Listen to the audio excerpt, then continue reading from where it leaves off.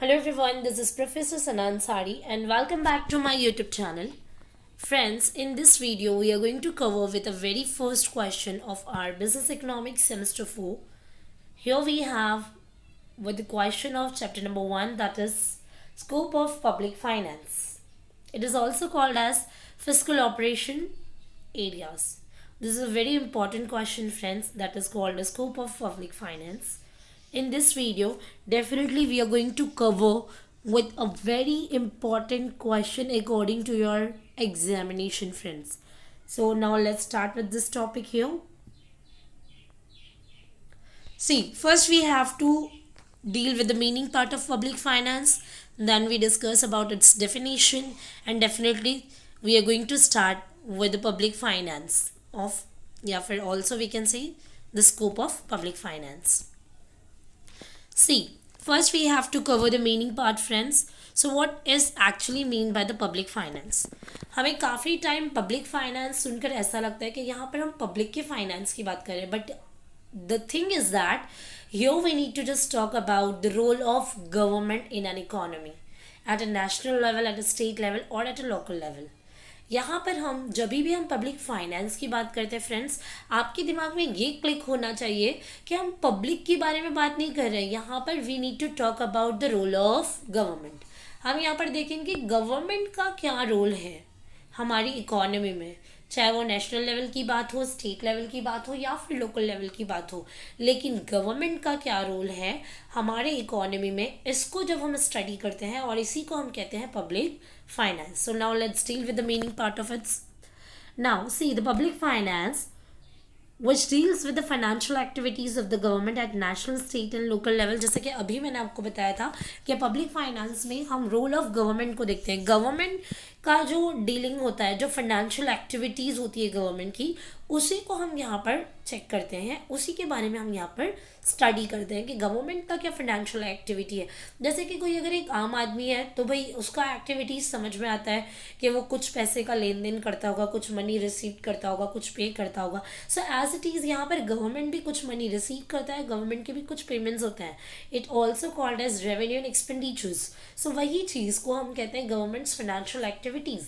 और जब हम इन सारी चीज़ों के बारे में बात करते हैं तो इसी को हम कहते हैं पब्लिक फाइनेंस. और also you can say that the public finance is basically deals with the financial activities of the government, चाहे वो नेशनल लेवल की बात कर लें या स्टेट लेवल या फिर लोकल लेवल की. Now see the classical and new classical economics discussed public finance in the context of money raising and money spending activities of the government.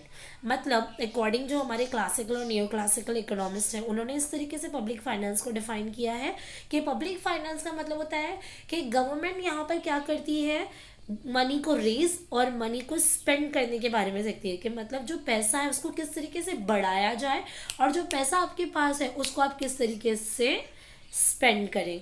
Okay. Now next, Adam Smith, David Ricardo and John Stuart individually provided insight into the public revenue, public expenditure and the public debt. This is the public debt.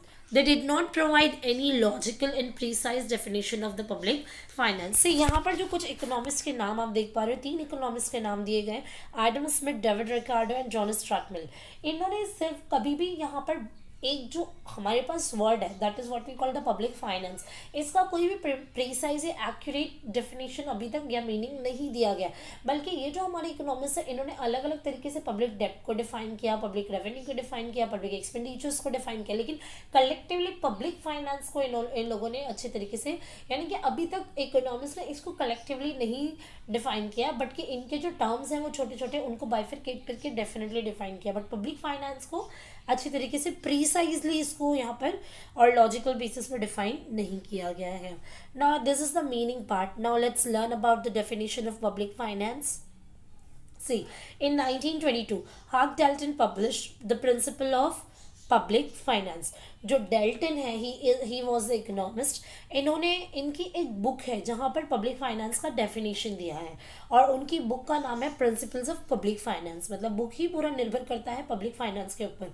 So public finance के जो भी rules है, basic concepts and principles है, वो सारा का सारा इनकी बुक में मेंशन किया गया है. 1922 में ये बुक बनाई गई थी, ठीक है. And the book name is principles of public finance. Now, according to Hogg Dalton, public finance is considered with the income and expenditures of public authorities and with the adjustment of one with other.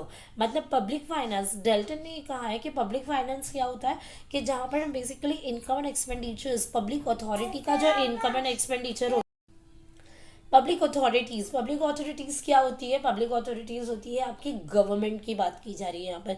So government के income and expenditures और उनके जो adjustment होते हैं one with others, इसी को यहाँ पर बताया गया कि इसी को हम कहते हैं पब्लिक फाइनेंस। सी फिलिप ई टेलर ने भी यहाँ पर डेफिनेशन दे रखी है, तो हमारी बुक में जो है जो मनन प्रकाशन की बुक है उसमें मल्टीपल डेफिनेशंस है। सो मैंने ये 2 डेफिनेशंस आपको यहाँ पर दे रखी है, which is very simple and easy also we can say. Now Philip E. Taylor के accordingly है public finance deals with the finances of the government, मतलब गवर्नमेंट के जो फाइनेंसेस होते हैं उसी से डील करता है public finance. And the finances of the government includes raising and disbursement of the government fund. Government का जो भी फंड है, गवर्नमेंट के हत्ते जो भी पैसा आता है उसको रेज करना, मतलब जनता में लगाना, या फिर उसको किस तरीके से जनता से पैसे कैसे वसूल करना है, बढ़ाना कैसे, उसका डिसबर्समेंट कैसे करना है, कहाँ कौन सा पैसा कैसे लगाना है। सो इसी को हम कहते हैं public finance. Okay, so ultimately it's nothing but the role of government with its financial activities. Okay, now let's learn about the scope of public finance, friends. So total we have here we have we can say the 4 pointers we have in this question, which is very important and very easy also. Public finance के क्या limitation है, क्या sorry क्या circled है, scope पढ़ रहा है, it means इसके क्या सर्कल्ड है, इसमें क्या क्या चीज़ें आती हैं। सो बेसिकली पब्लिक रेवेन्यू के बारे में हम पढ़ने वाले हैं। Then we are suppose to learn about the public expenditure, then we are suppose to learn about the financial administration, and the last one is public डेप्थ. So it's so easy, that total 4 pointers are there, and यही चारों pointers से मिलकर बना है आपका पूरा ये जो चैप्टर, ये जो बुक है आपकी सब्जेक्ट में, यही चारों पॉइंटर्स का 4 मॉड्यूल्स मिलकर आपको मिला है आगे। ठीक है, so now first we need to learn about the public revenue. Public revenue means it means the public revenue का मतलब होता है गवर्नमेंट का रेवेन्यू.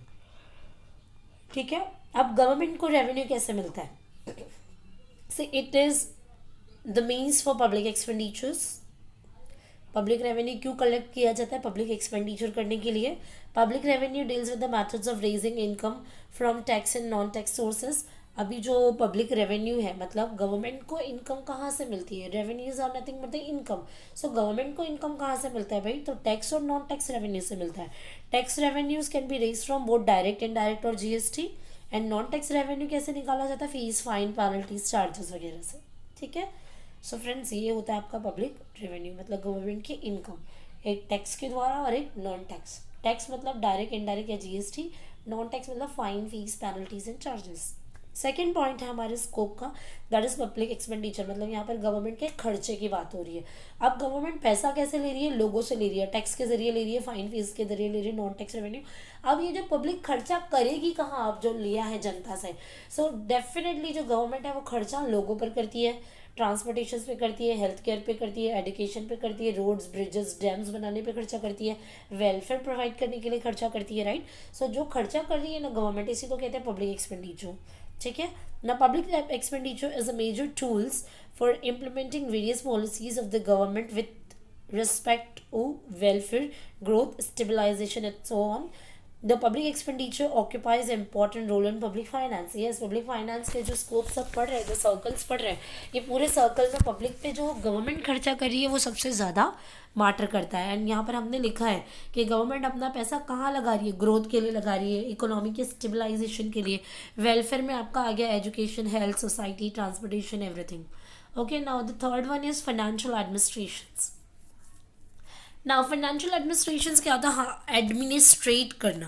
मतलब public finance involves the study of budget, is the financial plan of the government. The budget gives the complete picture of the estimate, research and expenditures of the government during the year. In India, the budget is divided into two, that is revenue budget and capital budget.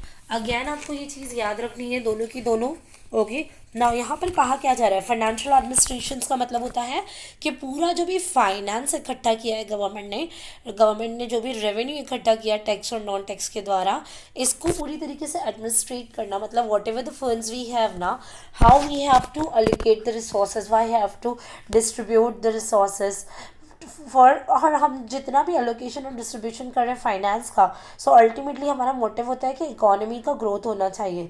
सो इसके लिए budget वगैरह बना जाता है। For example एक आम इंसान भी क्या करता है, जो भी कमाता है उसका स्टेटमेंट या बजट बना के रखता है।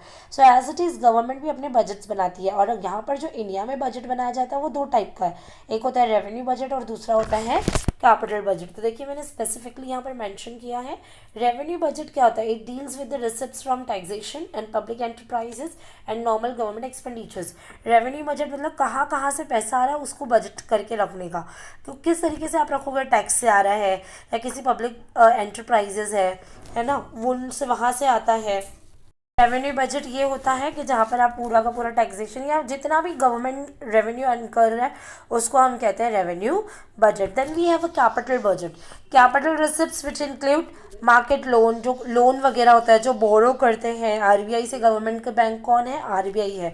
सो वहाँ से जो भी आप बोरो करते हो है ना, लैंड और इक्विपमेंट्स के अगेंस्ट भी आपको जो भी मिलता है वो होता है आपका कैपिटल बजट होता है गवर्नमेंट का। Okay now the third one is public dept. Public डेप्ट वो होता है जहाँ पर फॉर एग्जांपल समझिए कि कभी कभी रेवेन्यू, समझो गवर्नमेंट को रेवेन्यू मिला है 1 करोड़ का, लेकिन गवर्नमेंट के जो खर्चे हैं वो है 1.5 करोड़, यानी कि हम कह सकते हैं 1.5 करोड़ का गवर्नमेंट का खर्चा है। सो 50 यहाँ पर ऊपर जा रहा है। सो वो गवर्नमेंट कैसे मेंटेन करेगा। फॉर एग्जांपल हमारे पास जब कभी पैसे कम होते हैं तो हम हमारे फ्रेंड्स कॉलेग्स नेबर से बोरो करते हैं। तो एज इट इज़ गवर्नमेंट भी यहाँ पर क्या करती है, बोरो करती है, लोन लेती है फ्रॉम आरबीआई या फिर पब्लिक अथॉरिटी से, सॉरी या फिर पब्लिक से लेती है। सो इसी को हम कहते हैं पब्लिक डेप्ट। So see with increase in the activity of the state, the shortfalls in income of the state is frequently made up through loans. Thus, public debt has become an important source of revenue both in the developed and developed countries. Developed country हो या developing countries हो, दोनों में जहाँ पर भी पैसों का थोड़ा भी shortfall होता है, so government need to borrow the funds, government need to take a loan from the RBI. So इसी को हम कहते हैं public डेप्ट। सो फ्रेंड्स यहाँ पर हमने scope of public finance complete किया। If anybody have any doubt and difficulty so you can make a comment on my YouTube channel. Friends that's all enough for today. Bye bye, have a nice day, take care.